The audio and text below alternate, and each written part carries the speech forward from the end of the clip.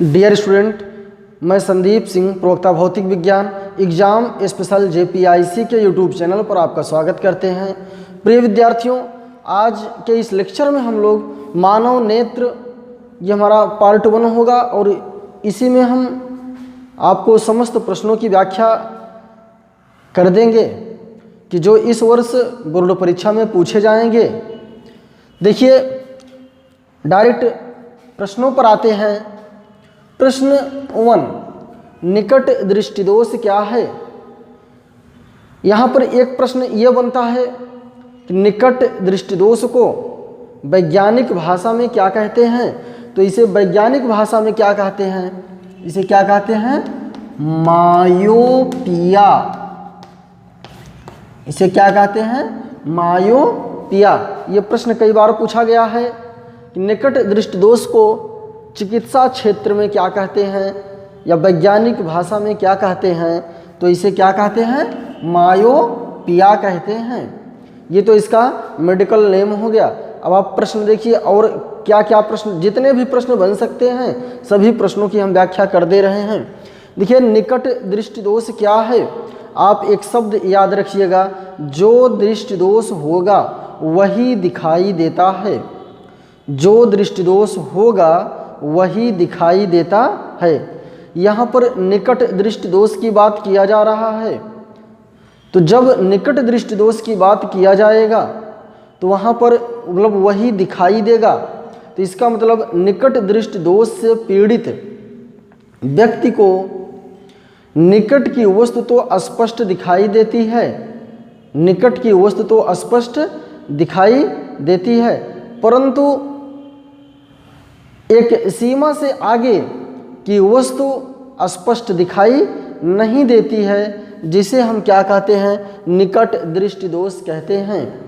इसमें निकट की वस्तु तो हम सभी लोग देख सकते हैं।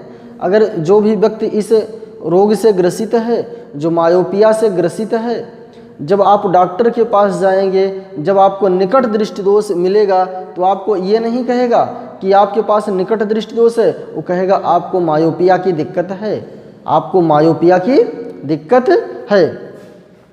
तो मायोपिया में क्या होता है, या इसमें व्यक्ति को निकट नहीं दिखाई देता है। अब हम ये देखने गए कि जब इसको निकट नहीं दिखाई देता है तो हम किस प्रकार के लेंस का उपयोग करेंगे। देखिए, हमारे पास 2 प्रकार के मुख्य रूप से लेंस होते हैं। एक उत्तल होता है जो क्या करता है? किरणों को, ये देखिए, स्कैटर कर देता है। क्या कर देता है? इस प्रकार से फैला देता है। क्या कर देता है?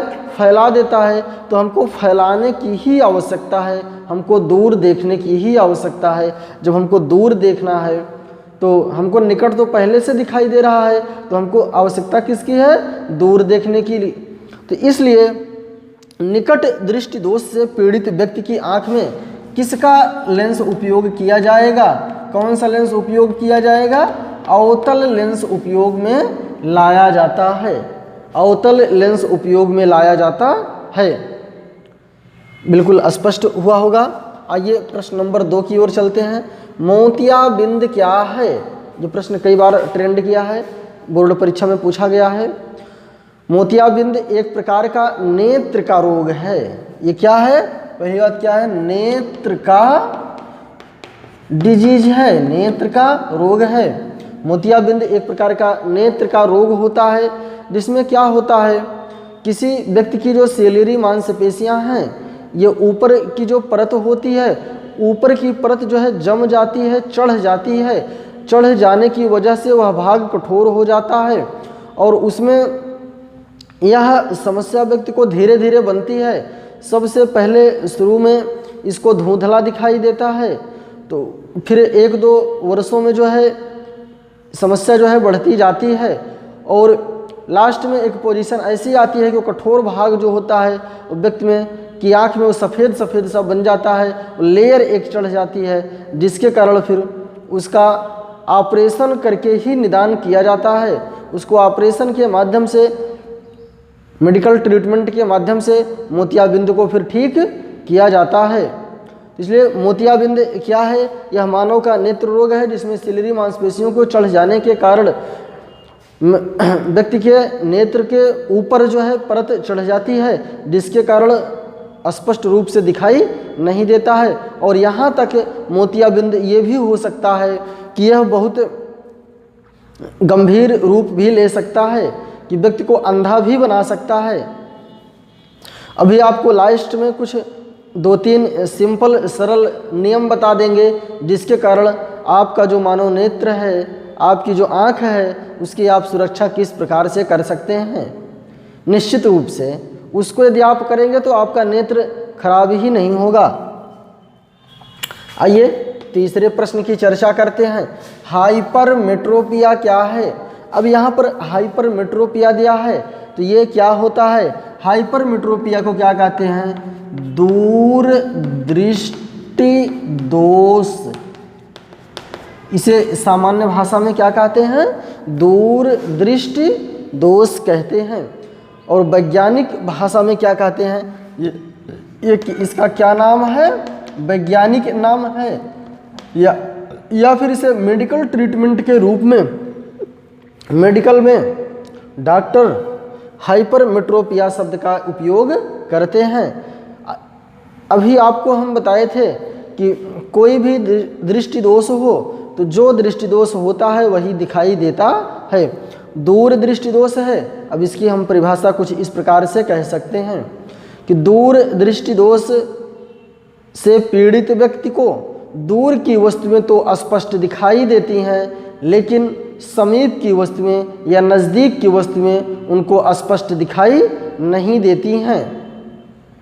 इसमें क्या होता है? दूर की वस्तु तो स्पष्ट दिखाई देगा, दूर की वस्तु को हम स्पष्ट रूप से देख लेंगे, लेकिन नज़दीक की वस्तु को हम स्पष्ट नहीं देख पाएंगे। नज़दीक की वस्तु को हम स्पष्ट नहीं देख पाएंगे, इसीलिए इसे क्या कहते हैं? दूर दृष्टि दोष कहते हैं। इसके निवारण के लिए हम क्या करते हैं? देखिए, ये तो निकट दृष्टि दोष के लिए किसका हम उपयोग करते हैं? अवतल लेंस का। किसका उपयोग करते हैं? अवतल लेंस का उपयोग करते हैं। और यहाँ पर हम क्या करेंगे? आप ये देखिए, ये कौन सा लेंस है? उत्तल लेंस है। ये किरणों को क्या करता है? एकत्रित करता है। इस प्रकार से क्या करता है? केंद्रित करता है। और यहाँ पर क्या होता है? निकट में दिखाई नहीं देता है। इसलिए मोस्ट इम्पॉर्टेंट पॉइंट है, बिल्कुल याद रखिएगा। दूर दृष्टि दोष के निवारण के लिए चश्मे में उत्तल लेंस का उपयोग किया जाता है। चश्मे में किसका उपयोग किया जाता है? उत्तल लेंस का उपयोग किया जाता है। चश्मे में किसका उपयोग किया जाता है? उत्तल लेंस का उपयोग किया जाता है। चश्मे में उत्तल लेंस का उपयोग किया जाता है।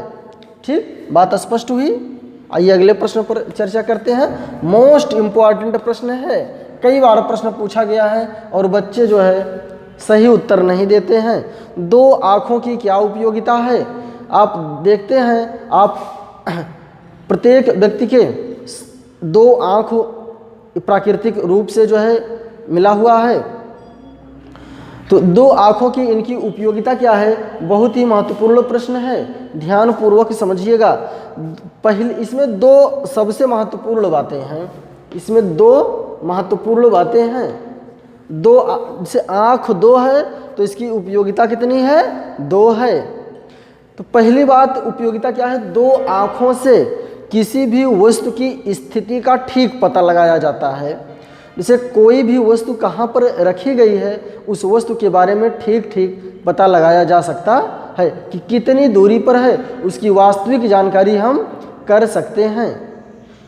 जैसे कभी आप इसमें देख भी सकते हैं, यदि आप एक आंख बंद करके देखिए, जब एक आंख आप बंद करके देखेंगे तो आपको वस्तु जो है दिखाई तो देगी, लेकिन हो सकता कि आगे या पीछे दिखाई दे, मतलब वो वास्तविक स्थिति का उसका पता नहीं लगाया जा सकता है।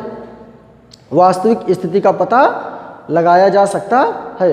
और दूसरी जो सबसे महत्वपूर्ण बात है कि एक आंख प्रत्येक सेकंड के बाद, एक सेकंड के बाद एक आंख दूसरी आंख को आराम देती है। एक आँख दूसरी आँख को क्या करती है, आराम देती है।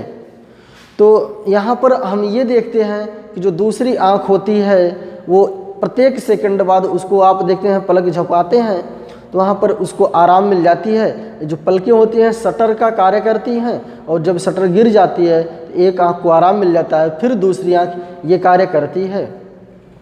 तो ये दो महत्वपूर्ण नियम रहे और बाकी और भी हैं। तीसरा इसका बेनिफिट है कि इससे दो आँख होने से कोई भी वस्तु स्पष्ट रूप से दिखाई देती है, कोई भी वस्तु स्पष्ट रूप से दिखाई देती है, जबकि एक आँख से हम स्पष्ट रूप से देख नहीं सकते हैं, एक आँख से हम स्पष्ट रूप से देख नहीं सकते हैं।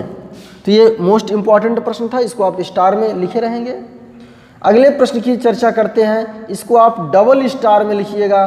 कई बार ये प्रश्न पूछे गए हैं, ये कई बार ये प्रश्न पूछा गया है कि स्वस्थ नेत्र की न्यूनतम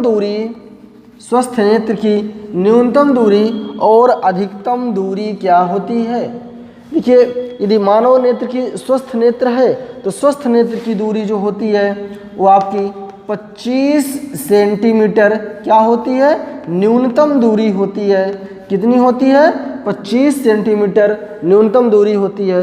और जो अधिकतम दूरी होती है वो क्या होती है, अनंत होती है। तो ये पांचवा प्रश्न का उत्तर रहा।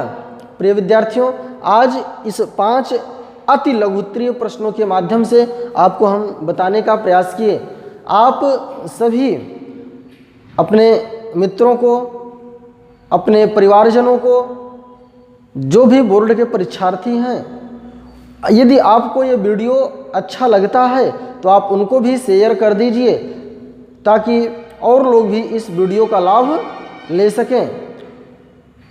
और बता दें आपको कि हमारे एग्ज़ाम स्पेशल JPIC के YouTube चैनल पर प्रत्येक विषय के विषय विशेषज्ञों द्वारा महत्वपूर्ण प्रश्नों की व्याख्या की जा रही है। अतः आप सभी लोग ज़्यादा से ज़्यादा लोग इस हमारे परिवार में जुड़ करके लाभ उठाएं। धन्यवाद।